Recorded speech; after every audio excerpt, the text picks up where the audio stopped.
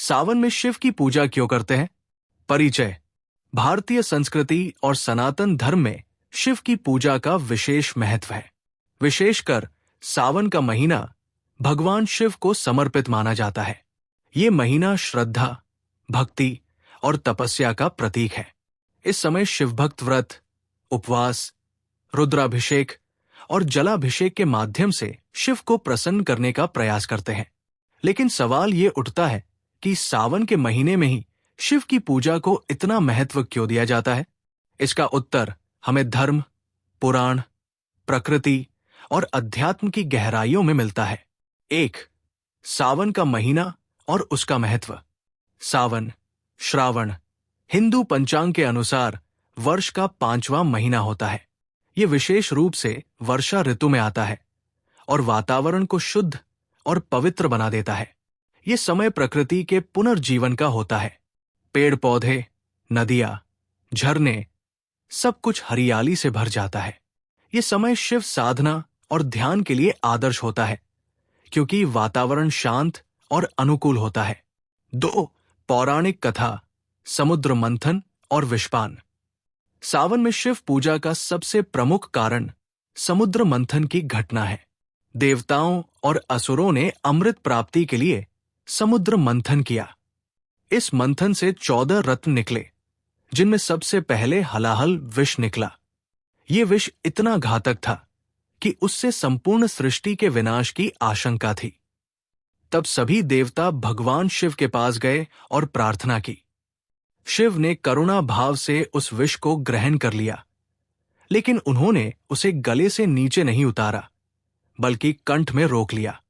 इसी कारण उन्हें नीलकंठ कहा गया।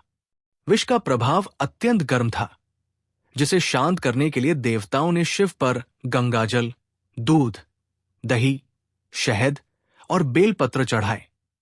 यह घटना सावन मास में ही घटी थी, इसलिए तभी से इस मास में शिव को जल अर्पित करने की परंपरा शुरू हुई। 3. प्रकृति से जुड़ाव और जल का महत्व। सावन वर्षा ऋतु का महीना है। इस समय जल की कोई कमी नहीं होती। शिवलिंग पर जल चढ़ाने की परंपरा मुख्यतः उनके विष को शीतलता प्रदान करने से जुड़ी है।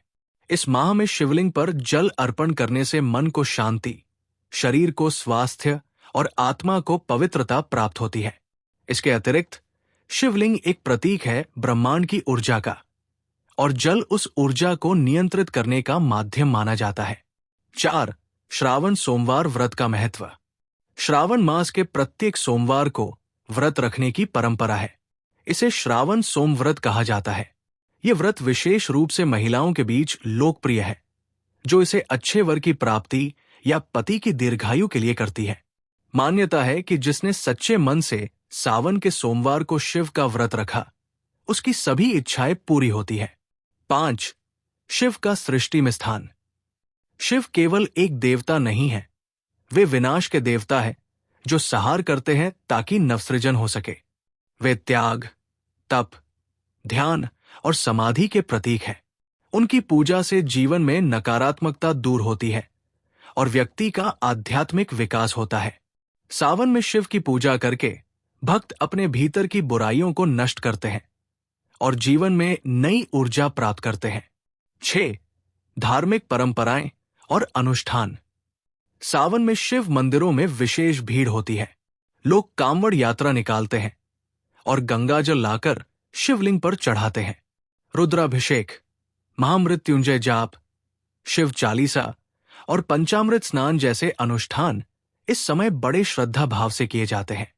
पंचामृत में 5 चीजें होती हैं: दूध, दही, घी, शहद, शक्कर। ये मिश्रण शिवलिंग पर चढ़ाकर भक्त अपनी मनोकामनाओं की पूर्ति की कामना करते हैं। 7. शिवलिंग पर क्या चढ़ाना चाहिए? बेलपत्र। ये शिव को अत्यंत प्रिय है। 3 पत्तों वाला बेलपत्र त्रिगुण, सत्व, रज, तम का प्रतीक है। गंगाजल, ये शिव के गले में समाहित विष को शीतलता देता है। धतूरा और भांग, विष के प्रभाव को कम करने वाले पदार्थ हैं, इसलिए शिव को अर्पित किए जाते हैं। दूध और दही शरीर और मन को ठंडक देते हैं और शिवलिंग पर चढ़ाने से पुण्य मिलता है। 8. वैज्ञानिक दृष्टिकोण। शिवलिंग पर जल चढ़ाने की परंपरा का वैज्ञानिक आधार भी है। शिवलिंग पर जल अर्पण करने से वातावरण में नमी बढ़ती है, जो वर्षा ऋतु में फसलों और वनस्पतियों के लिए फायदेमंद होती है। साथ ही ये एक प्रकार का जल संरक्षण और पुनर्भरण रिचार्जिंग प्रक्रिया भी है। साथ ही जब भक्त बेलपत्र या धतूरा चढ़ाते हैं तो वे पेड़ों को नुकसान पहुंचाए बिना उसके कुछ हिस्सों को अर्पित करते हैं, जिससे पेड़ों की कटाई नहीं होती। 9. जीवन में सावन के संदेश। सावन केवल धार्मिक या पारंपरिक महत्व नहीं रखता, ये आत्मविश्लेषण और संयम का भी समय होता है। ये समय होता है प्रकृति से जुड़ने का, ध्यान और साधना करने का। शिव की तरह अपने जीवन में संतुलन, धैर्य, करुणा और त्याग का भाव लाना चाहिए। 10. शिव और योग सावन में ध्यान। शिव को योगेश्वर कहा जाता है, वे आदियोगी है। सावन में वातावरण शांत और स्फूर्तिदायक होता है, जो ध्यान और साधना के लिए अनुकूल है। इस समय ध्यान करने से मानसिक शांति और आंतरिक शक्ति की प्राप्ति होती है। 11. कांवड़ यात्रा श्रद्धा का संगम। उत्तर भारत में खासकर उत्तराखंड, बिहार, झारखंड और उत्तर प्रदेश में कांवड़ यात्रा अत्यंत लोकप्रिय है। लाखों श्रद्धालु गंगाजल लाने के लिए हरिद्वार, गौमुख, वाराणसी, देवघर जैसे स्थानों पर जाते हैं और नंगे पैर पैदल चलते हैं। ये एक प्रकार का भक्ति योग है जो शरीर और आत्मा को साधता है। 12. शिव से जीवन की सीख। सावन में शिव की पूजा हमें ये सिखाती है कि विष को ग्रहण करके भी शांत रहना, यानी जीवन की नकारात्मकता को भीतर रखकर भी संतुलन बनाए रखना। त्याग और करुणा।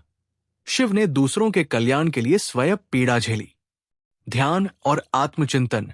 शिव सदा ध्यान में लीन रहते हैं। संतुलन। शिव रौद्र भी हैं और शांत भी, वे संतुलन का प्रतीक है। 13. निष्कर्ष। सावन का महीना भगवान शिव की पूजा का समय है, लेकिन ये केवल धार्मिक कर्मकांड नहीं है, बल्कि एक आध्यात्मिक यात्रा है। ये आत्ममंथन, तपस्या और शुद्धिकरण का महीना है। इस दौरान शिव की आराधना करके हम अपने जीवन को बेहतर बना सकते हैं।